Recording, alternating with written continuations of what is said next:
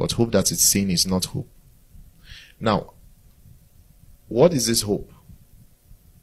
Because if faith is the substance of things hoped for, then you must understand what you hope for.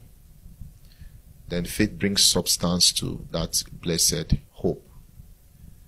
So if what you expect from Jesus is just something that is less than the blessed hope, your faith might walk in power that is less than what God has planned for you. And that's the reason why we must know what the blessed hope is. Now here it's talking about the fact that not only the creatures, because we can see in Romans chapter 8 that there are 3 categories of groanings, and all of these groanings are geared towards the blessed hope.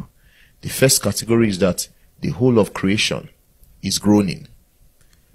We see that in 21. It says, but the creature itself shall also be delivered from the bondage of corruption into the glorious liberty of the children of God. For we know that the whole creation groaneth and travaileth in pain together until now.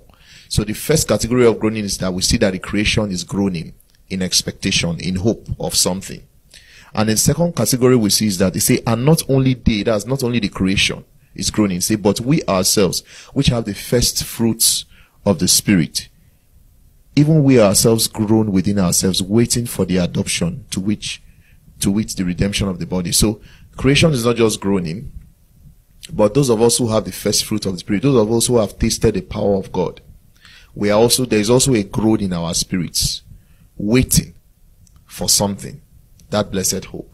And then if you go down, it says, likewise, that's verse 26, the Spirit also helpeth our infirmities.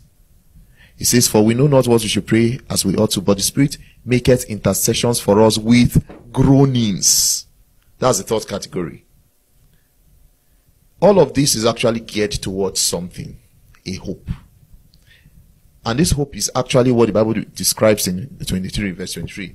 It says, the redemption of our bodies, the adoption. What is this that the Bible so talks about? In fact, when Paul was talking about the gospel he preached in 1 Corinthians chapter 15, most of what he was talking about was the resurrection. The resurrection.